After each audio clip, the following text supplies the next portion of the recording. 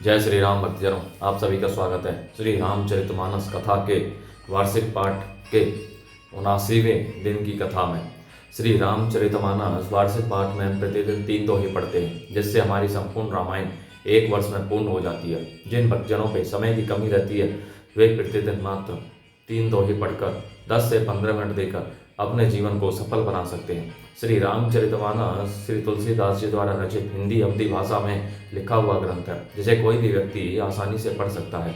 इसको पढ़ने के लिए संस्कृत के ज्ञान का होना आवश्यक नहीं है।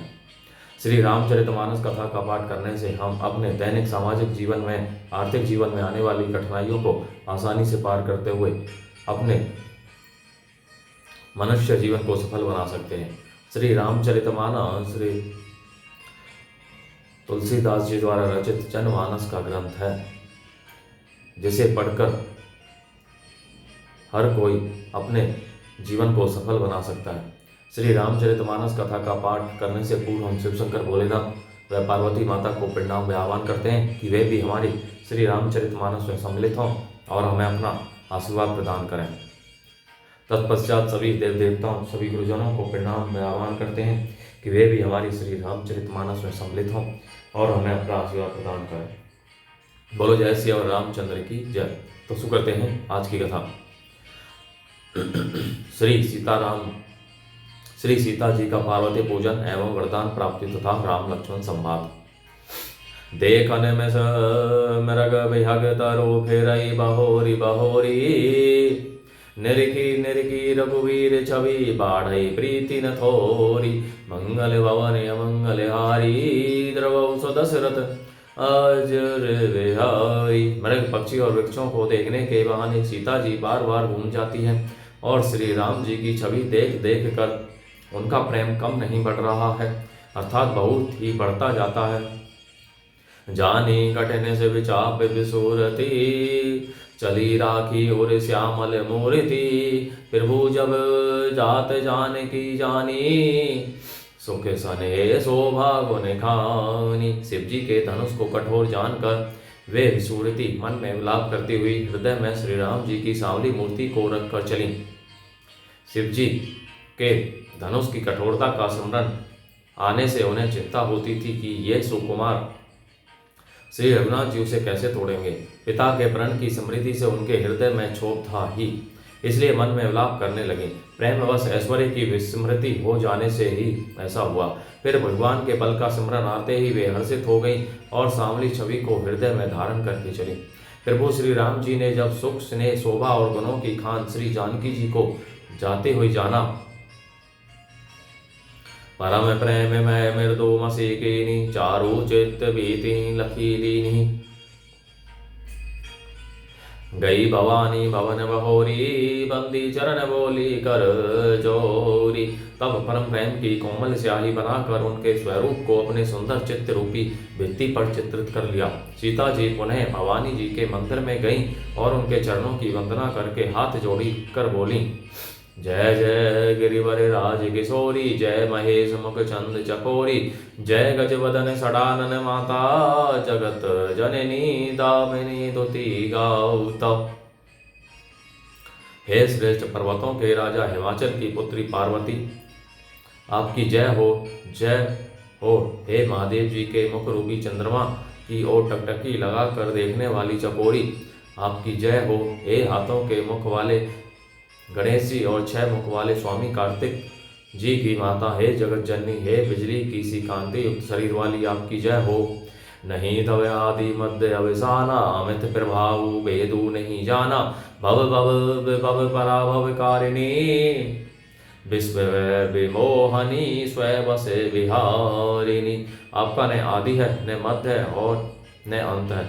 आपके असीम प्रभाव को वेद भी नहीं जानते। आप संसार को उत्पन्न, पालन और नाश करने वाली है, विश्व को मोहित करने वाली और स्वतंत्र रूप से विहार करने वाली है। पति देवता सुतिय महु मातु प्रथम तब रेख, महिमा अमित न सकहि कही, सहस शारदा शेष, मंगल भवन अमंगल हारी, द्रवौ सुदशरथ अजर विहारी। पति को इष्ट देव मानने वाली श्रेष्ठ नारियों में हे माता, आपकी प्रथम गणना है। आपकी अपार महिमा को हजारों सरस्वती और शेष जी भी नहीं कह सकते। सेवत तो ही सुलभ फलचारी, वरदायिनी पुरारी प्यारी, देवी पूजी पद कमल तुम्हारे, सुर नर मुनि सब हो ही सुखारे। हे भक्तों को मुंह मांगा वर देने वाली, हे त्रिपुर के शत्रु शिव जी की प्रिय पत्नी, आपकी सेवा करने से चारों फल सुलभ हो जाते हैं। हे देवी, आपके चरण कमलों की पूजा करके देवता मनुष्य और मुनि सभी सुखी हो जाते हैं। मोर मनोरथु जानहूँ नीके, बसहूँ सदा और पर सब ही के, कीने हूँ प्रकटन कारण ते ही, अस कही चरण गहे वैदेही। मेरे मनोरथ को आप भली भांति जानती हैं, क्योंकि आप सदा सबके हृदय रूपी नगर री में निवास करती हैं। इसी कारण मैंने उसको प्रकट नहीं किया। ऐसा कहकर जानकी जी ने उनके चरण पकड़ लिए।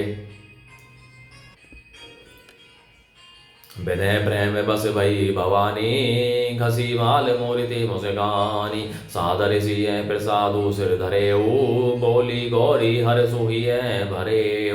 गिरिजा जी सीता जी के विनय और प्रेम के वश में हो गई। उनके गले की माला खिसक पड़ी और मूर्ति मुस्कुराई। सीता जी ने आदर पूर्वक उस प्रसाद माला को सिर पर धारण किया। गौरी जी का हृदय हर्ष से भर गया और वे बोली, सुनु सिय सत्य असीस हमारी, पूजी ही मन कामना तुम्हारी, नारद वचन सदा सुचि साचा, सोबरु मिले ही चाही मनुराचा। हे सीता, हमारी सच्ची आशीष सुनो, तुम्हारी मन कामना पूरी होगी। नारद जी का वचन सदा पवित्र अर्थात संशय भ्रम आदि दोषों से रहित और सत्य है। जिसमें तुम्हारा मन अनुरक्त हो गया है वही वर तुमको मिलेगा। मनु जाहि राचेऊ मिली ही, सोबरु सहज सुंदर सावेरो, करुणा निधान सुजान, सीलु सनेहु जानत रावेरो। एहि भांति गौरी असीस मुनि, सिय सहित ही हरसी अली, तुलसी भवानी ही पूजी पुनि पुनि, मुदित मन मंदिर चली। जिसमें तुम्हारा मन अनुरक्त हो गया है वही स्वभाव से ही सुंदर सांवला वर श्री रामचंद्र जी तुमको मिलेगा।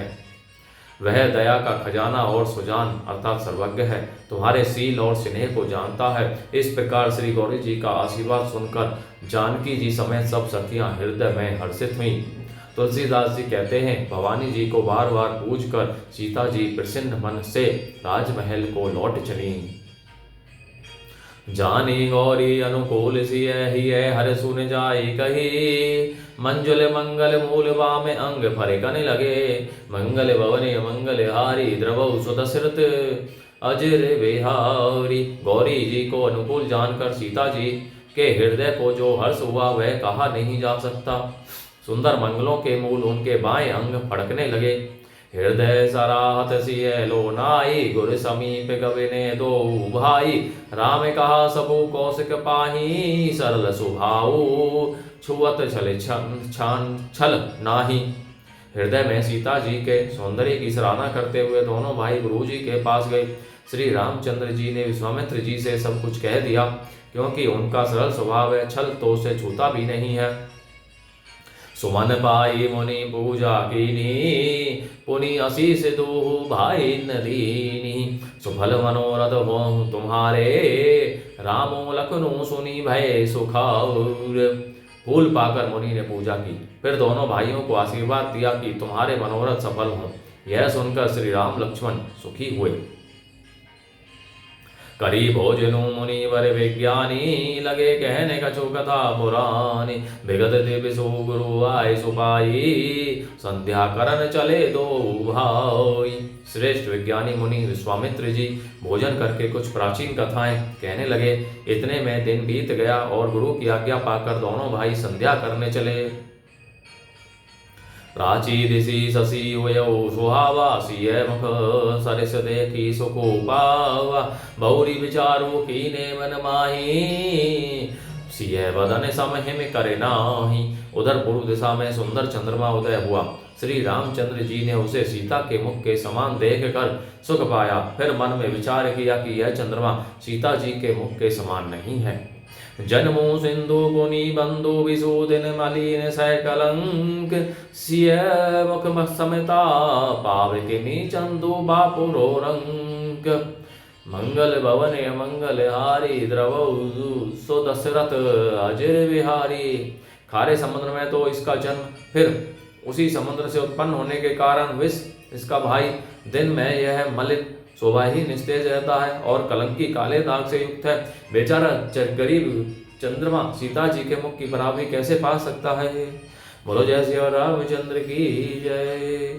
तो इस प्रकार आज की कथा का विराम यहीं पर होता है। बोलो जय श्री रामचंद्र की जय। शिव शंकर भोलेनाथ जय, पार्वती माता की जय, सभी गुरुजनों सभी देव देवताओं की जय।